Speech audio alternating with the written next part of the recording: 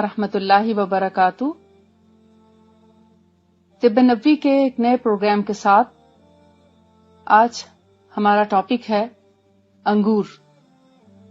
انگور وہ پھل ہے جس کا ذکر قرآن پاک میں 6 مقامات پہ ہوا اور نبی صلی اللہ علیہ وآلہ وسلم اس کو شوق سے کھایا کرتے تھے۔ یہ وہ پھل ہے جس کی بہت زیادہ تعریف آئی ہے اور یہ ان 3 بڑے پھلوں میں سے ہے جن کو پھلوں کا سردار کہا جاتا ہے، یعنی نیوٹریشن وائز جن کے اندر سب سے زیادہ غذائیت پائی جاتی ہے، نیوٹریشن پائی جاتی ہے، وہ ہیں انجیر، کھجور اور انگور۔ ہمارے ہاں آم کو پھلوں کا بادشاہ کہا جاتا ہے، لیکن آم کی غذائیت سے انگور کی غذائیت کہیں زیادہ ہے۔ انگور پر مختلف تجربات بھی ہوئے اور سائنٹیفک ریسرچز بھی آئیں اس کے بارے میں کہ انگور کے اندر کیا کیا فائدے پوشیدہ ہیں۔ اللہ تعالیٰ نے اس کا ذکر اتنی دفعہ قرآن پاک میں کیا تو آخر اس کے اندر کیا فائدے ہیں کہ اس کو جنت کا پھل بھی کہا گیا ہے۔ اللہ تعالیٰ نے دنیا میں بھی ہم کو اس سے نوازا ہے اور ہمیں اس بات کی خبر بھی دی ہے کہ جنت میں بھی انگور ہوں گے، لیکن وہ اپنے ذائقے، شکل اور سائز کے اعتبار سے مختلف ہوں گے۔ اس پر جو ریسرچ ہوئی ہے اس سے پتہ چلتا ہے کہ اس کے اندر بے شمار منرلز پائے جاتے ہیں، potassium, phosphorus, magnesium, calcium, vitamin C, carbohydrates اور مختلف اینٹی آکسیڈنٹس پائے جاتے ہیں۔ اینٹی آکسیڈنٹس کی وجہ سے یہ بہت سے جو گندے مادے ہوتے ہیں جسم کے، ان کو جسم سے نکالنے میں ہماری مدد کرتا ہے۔ اور اس کے فائدوں میں سب سے جو بڑا فائدہ ہے وہ یہ ہے کہ ہارٹ فلیکسیبلٹی بڑھ جاتی ہے، یعنی ہمارا جو دل ہے اس کے اندر جو خون کو پمپ کرنے کی صلاحیت ہے اور وہ دھڑکنے کی جو صلاحیت ہے اور اس سے خون پورے جسم میں پہنچتا ہے، یہ اس کی قوت میں اضافہ کرتا ہے۔ اور اس کے ساتھ ہماری بلڈ ویسلز کی فلیکسیبلٹی بھی بڑھتی ہے، یعنی جن رگوں میں خون جاتا ہے ان کے اندر یہ قدرے نرمی رکھتا ہے اور فلیکسیبلٹی رکھتا ہے، جس کی وجہ سے خون کو نالیوں میں چلنے کے لیے آسانی ہوتی ہے۔ اس کے علاوہ یہ بہت سی بیماریوں میں بھی فائدہ مند ہے، جیسے کولیسٹرول میں یہ مددگار ہے۔ یہ علاج نہیں ہے کولیسٹرول کا، لیکن کولیسٹرول کو کم کرنے میں مدد دیتا ہے۔ اس کے علاوہ جسم سے ٹاکسنز کو نکالتا ہے اور بلڈ ویسلز کو اسٹرینتھن کرتا ہے، لیکیج نہیں ہونے دیتا۔ بعض اوقات ایسا ہوتا ہے کہ جسم میں نالیوں کی سختی کی وجہ سے کہیں نہ کہیں سے انٹرنل بلیڈنگ ہو جاتی ہے یا بلڈ ویسلز جو ہیں وہ پھٹ جاتی ہیں، جس سے اندرونی طور پر خون ضائع ہو جاتا ہے اور بعض اوقات پتہ نہیں چلتا اور بہت دیر بھی ہو جاتی ہے تو اس سے مریض کوما میں چلا جاتا ہے۔ لیکیج کو کنٹرول کرنے میں مددگار ہے۔ بوڑھے لوگوں میں ویژن امپروو کرتا ہے اور الکوہل کے عادی لوگ، ان کو آلٹرنیٹ کے طور پر انگور دیے جا سکتے ہیں۔ اس طرح ان کا الکوہل کی عادت کو چھڑانے میں یہ ایک قسم کی مدد کر سکتا ہے۔ یہ الکوہل کا اینٹی ڈاٹ بھی ہے۔ مائیگرین یا درد شقیقہ، اس میں بھی یہ مددگار ہے اور بالوں کے لیے بہت اچھا ہے۔ مردہ بالوں میں ایک نئی زندگی لاتا ہے، یعنی اس کو اگر آپ ایک مٹھی انگور بھی کچھ عرصہ مسلسل کھائیں روزانہ تو یہ آہستہ آہستہ آپ کے بالوں میں ایک نئی چمک پیدا ہونا شروع ہو جائے گی۔ اور اسی طرح فیٹی ایسڈ اس میں چونکہ زیادہ ہوتے ہیں جن کی وجہ سے بالوں کو نئی زندگی ملتی ہے، یعنی انگوروں میں فیٹی ایسڈز زیادہ پائے جاتے ہیں۔ اور جن لوگوں کو بلڈ پریشر زیادہ رہتا ہے ان لوگوں کو جو سٹروکس، یعنی بلڈ پریشر کی وجہ سے جو سٹروکس ہوتے ہیں، اس کے خطرے کو بھی کم کرنے میں کافی مددگار ہے۔ بریسٹ کینسر، لیور کینسر اور لنگز کے کینسر کی کافی حد تک یہ روک تھام کرتا ہے۔ انگور پر جو ریسرچ ہوئی ہے اس سے یہ بھی پتہ چلتا ہے کہ پکا ہوا انگور کچے انگور سے زیادہ فائدہ مند ہے۔ یہ بیسیکلی تو یہ بیلوں پر لگتا ہے، تو بیل پر لگا ہوا انگور کچا کچا نہیں کھانا چاہیے، یا اگر بیل پہ یہ پک بھی چکا ہو تو بھی اس کو 1 یا 2 دن رکھنے کے بعد کھانا زیادہ مفید ہے، کیونکہ جب بھی اس کو بیل سے اتارا جائے تو یہ جتنا بھی پکا ہوا کیوں نہ ہو، فوری طور پر کھانے سے اس کے اندر ترشی آتی ہے، اور اس ترشی کی وجہ سے گلا خراب ہو سکتا ہے یا دانت کھٹے ہو سکتے ہیں۔ تو رسول اللہ صلی اللہ علیہ وآلہ وسلم کے پاس اگر تازہ انگور پیش کیے جاتے تو آپ ان کو فوری طور پر نہیں کھاتے تھے، بلکہ ان کو 1-2 دن رکھنے کے بعد کھایا کرتے تھے۔ اس سے انگور کی مٹھاس میں اور زیادہ اضافہ ہو جاتا ہے، اور وہ انگور ہمارے جسم کے لیے زیادہ فائدہ مند ہے۔ انگور ایک ایسا پھل ہے جس کے اندر کہا جاتا ہے کہ یہ پھلوں میں پھل ہے، اور روزی میں روزی ہے، اور شوربوں میں بہترین شوربہ ہے۔ یعنی اس کا جوس اتنا ہے کہ اگر آپ ڈائریکٹ اس سے جوس نکالنا چاہیں تو بہت جلدی اور بہت سارا جوس نکل آتا ہے، کیونکہ اس کا چھلکا بہت باریک، اور سب انگوروں میں بیج نہیں پایا جاتا، بڑے سائز کے انگوروں میں بیج پایا جاتا ہے اور چھوٹے انگوروں میں بیج نہیں پایا جاتا۔ اس کا جوس بھی بہت اچھا ہے، لیکن اکثر جوس پینا اتنے فائدہ مند نہیں رہتا۔ جوس کبھی کبھار پینا چاہیے، لیکن پھل کو خود چبا کے کھانے میں ایک الگ حکمت ہے کہ اس سے ہمارا لعاب دہن اس کے اندر شامل ہوتا ہے، ہم اس کو آہستہ آہستہ کھاتے ہیں، کم کھایا جاتا ہے۔ جوس پینے کی وجہ سے ایک چیز ہمارے اندر بہت زیادہ مقدار میں چلی جاتی ہے، اور اس سے ہمارا شوگر لیول بڑھ جاتا ہے، جس سے ذیابیطس کے مرض کا خطرہ رہتا ہے۔ بہتر ہے کہ ہم اس کو چبا کے کھائیں اور اپنے منہ کے ساتھ، یعنی لعاب دہن شامل کرنے کے ساتھ کھائیں، تاکہ اس کا زیادہ سے زیادہ فائدہ ہمارے جسم کو پہنچے اور ایک مناسب مقدار جو ہے وہ ہمارے اندر جائے۔ انگور کا مزاج جو ہے وہ گیہوں کی طرح ہے، گندم کی طرح کا، یعنی اس کا جو مزاج ہے وہ گرم اور تر ہے، کسی حد تک گرمی کی تاثیر لیے ہوئے ہے، اس لیے بہت زیادہ مقدار میں کھانا اچھا نہیں ہے۔ اس کو ایک مناسب مقدار میں ہی لیا جانا چاہیے۔ جو سب سے عمدہ انگور ہے وہ بڑے سائز کا ہوتا ہے، اور سفید انگور جو ہے وہ سیاہ سے زیادہ اچھا سمجھا جاتا ہے، جبکہ نبی صلی اللہ علیہ وآلہ وسلم کو تھوڑا سرخی مائل انگور پسند تھا، یعنی بڑے انگوروں میں سرخی مائل، اور جو چھوٹے انگور ہیں وہ آپ دیکھتے ہیں کہ وہ عموماً پلاہٹ لیے ہوئے تو ہوتے ہیں، لیکن سرخی مائل نہیں ہمارے ہاں پائے جاتے۔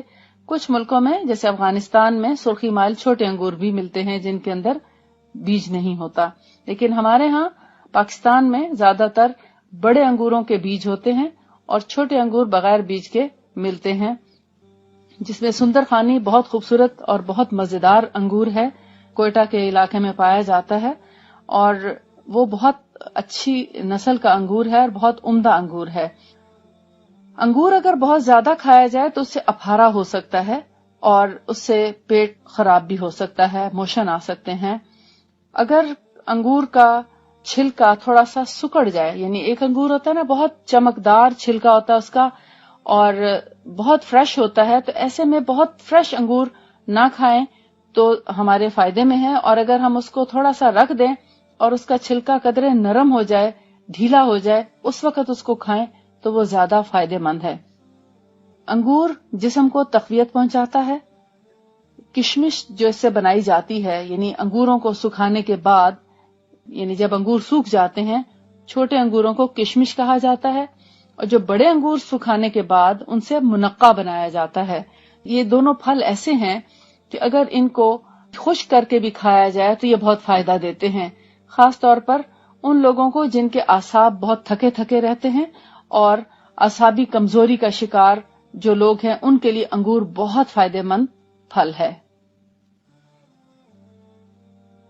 ناظرین، ایک اور چیز ہے حب الرشاد، جس کا ذکر ہمیں نبی پاک صلی اللہ علیہ وآلہ وسلم کے احادیث سے ملتا ہے، جو شفائیہ اثرات رکھنے والی ہے۔ اس کو کچھ تخم رشاد بھی کہتے ہیں اور حب الرشاد بھی کہا جاتا ہے، عربی میں بھی اس کو حب الرشاد کہا جاتا ہے۔ یہ میتھی کی طرح کے تھوڑا سا اس کے بیج ہوتے ہیں یا دانے ہوتے ہیں، لیکن تھوڑا یہ پتلے ہوتے ہیں۔ یہ بہت کام کی چیز ہے، جلد کے لیے بھی، پھیپھڑوں کے لیے بھی، اور استھما اور کنجیشن کے لیے بلغم اور ریشہ نکالنے کے لیے بہت مفید ہے. اس کی جو تاثیر ہے وہ گرم اور خشک بتائی جاتی ہے، اسی لیے یہ جلد کے زخم یا بھینسا داد، جس کو پنجابی میں دھدر بھی کہا جاتا ہے، گول گول قسم کے رنگ ورمز ہوتے ہیں، اور اس کے علاوہ مختلف قسم کی جلدی بیماریوں میں بھی اس کو استعمال کیا جاتا ہے. اور کھانسی، خاص کر بلغمی کھانسی جس میں ریشہ بہت کثرت سے پایا جائے، اس میں بھی اس کا استعمال ہوتا ہے. اور بھی بہت سی بیماریوں میں اس کا فائدہ ہے. پیٹ کے کیڑے تک اس سے مر جاتے ہیں اس کے استعمال کرنے سے، اس کو پینے سے. اور سر کے بال جو بہت تیزی سے گر رہے ہوں، اس میں بھی اس کا فائدہ ہے.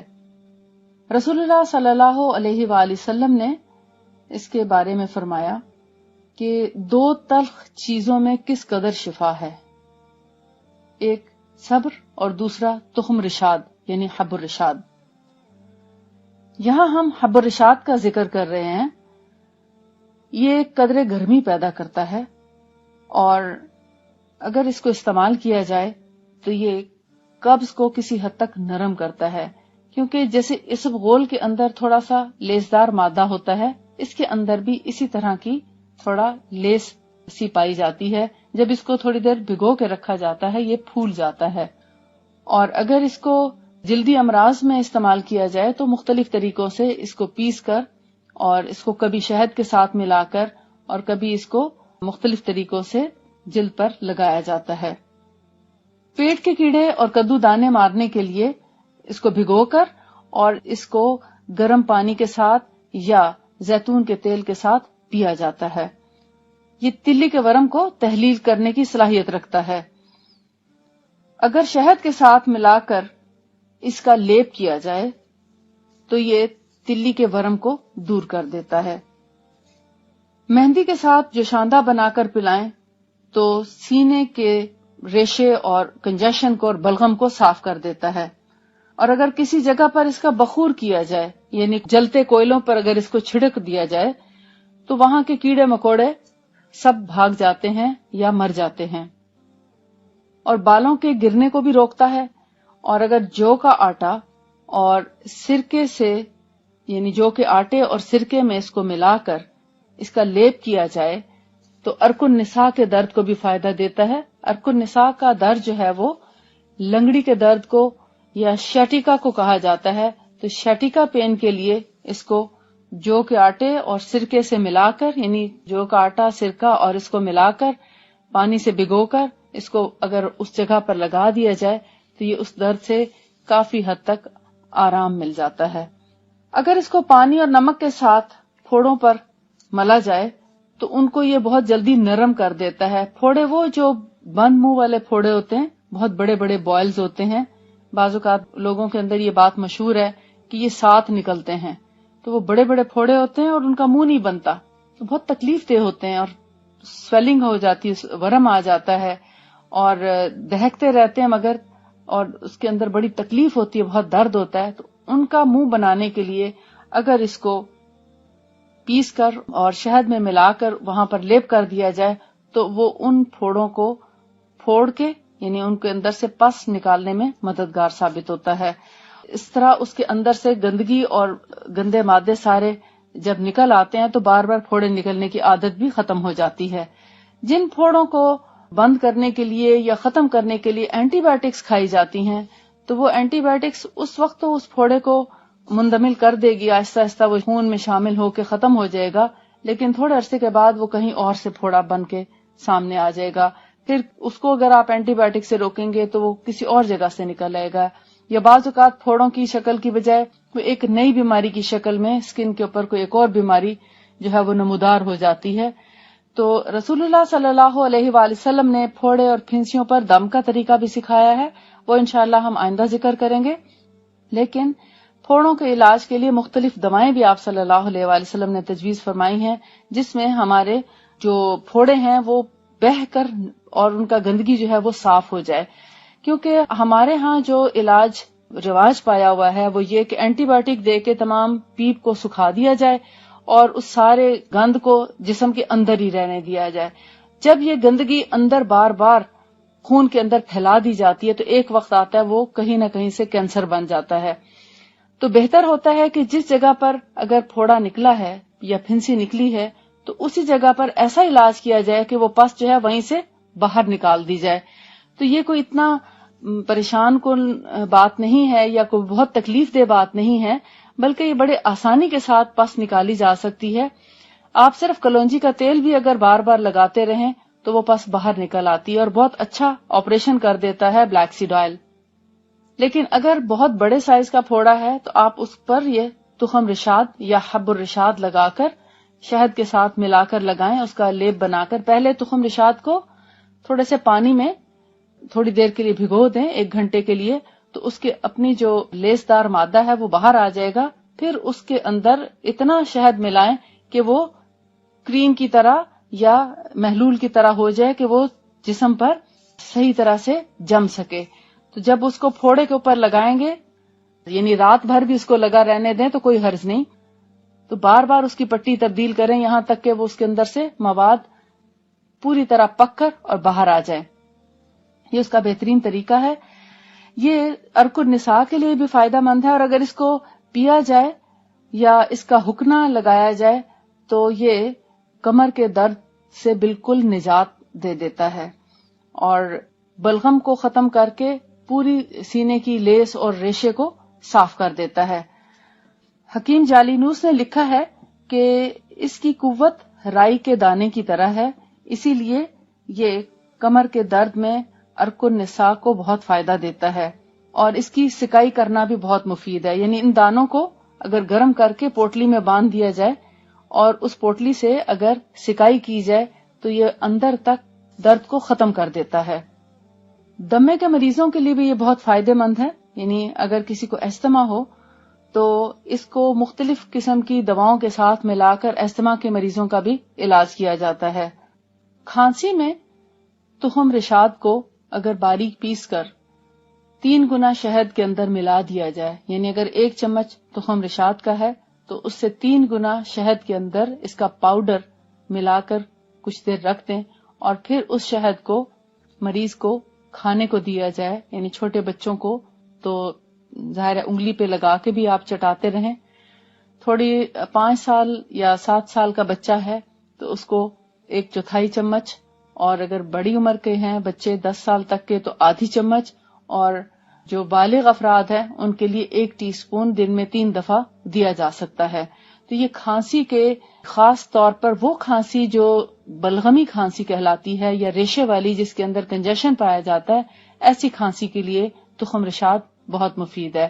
اور اسی طریقے سے کھانے سے ہمارا جو ریشہ ہے وہ جڑ سے ختم ہو جاتا ہے اور کھانسی کو آرام مل جاتا ہے. ناظرین، میتھی کے بارے میں ہم سب واقف ہیں. میتھی کا ذکر بھی ہمیں سنت میں ملتا ہے. عربی میں اس کو حلبہ کہا جاتا ہے. ہمارے کھانوں میں اکثر میتھی کا استعمال کیا جاتا ہے، اسپیشلی سوکھی میتھی یا ہمارے ہاں کسور کی میتھی بہت پسند کی جاتی ہے، بہت خوشبودار اور بہت ذائقہ دار ہوتی ہے. تازہ میتھی بھی ہم استعمال کرتے ہیں، اور میتھی کے بیج جسے ہم میتھی دانہ بولتے ہیں وہ بھی بہت فائدے کی چیز ہے. سنت میں بھی اس کا طریقہ موجود ہے. نبی صلی اللہ علیہ وآلہ وسلم جب حضرت سعد بن ابی وقاص رضی اللہ تعالی عنہ کو دل کی تکلیف ہوئی تو آپ ان کے گھر تشریف لائے اور آپ نے انہیں فرمایا کہ تم حارث بن کلدہ ثقیفی کو بلاؤ، جو کہ اس وقت مکہ کا ماہر حکیم تھا. چنانچہ حارث بن کلدہ ثقیفی کو بلایا گیا تو اس نے آ کر کہا کہ کچھ خطرے کی بات نہیں، اگر ان کو اجوا کھجور اور میتھی دانہ کو آپس میں جوش دے کر، یعنی پانی میں ملا کر اگر ان کو جوش دیا جائے تو اس سے ان کی طبیعت کو بہت جلدی افاقہ ہو جائے گا. چنانچہ انہوں نے ایسا ہی کیا اور حضرت سعد بن ابی وقاص بہت جلدی ٹھیک ہو گئے. یہ واقعہ ہے حضرت سعد بن ابی وقاص کی بہت سی فتوحات سے پہلے کا.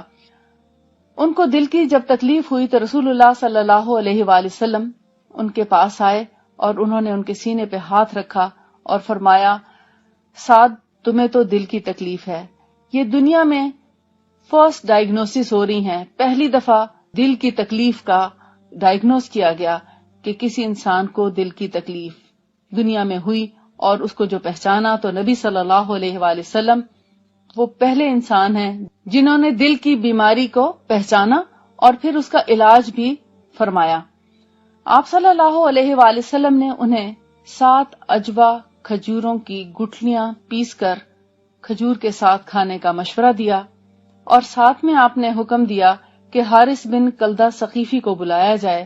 چنانچہ حکیم حارث بن کلدہ ثقیفی، جو مکہ کا ماہر حکیم تھا، اس کو بلایا گیا، اور اس نے آپ صلی اللہ علیہ وآلہ وسلم کے سامنے فرمایا کہ اگر ان کھجوروں کے ساتھ، یعنی اجوا کھجوریں گٹھلیوں کے ساتھ، گٹھلیاں پیسی ہوئی ان کا پاؤڈر کیا ہوا اور 7 اجوا کھجوریں، ان کو پکا کر 1 کپ پانی میں، یعنی جسٹ جیسے پانی ابلتا ہے اور فوراً ہی اس کے اندر کھجور بھی ڈال دی جائے اور اس کے اندر کھجور کی گٹھلی کا پاؤڈر بھی، 7 کھجوروں کی گٹھلیوں کا پاؤڈر بھی، 1-2 ابال آئیں تو ان کو اتار لیا جائے۔ جب کھجور اور اس کی گٹھلی کا پاؤڈر ڈالا جائے تو ساتھ ہی میتھی دانہ 1 چٹکی وہ بھی ڈال دیا جائے، یعنی میتھی دانہ کا پاؤڈر۔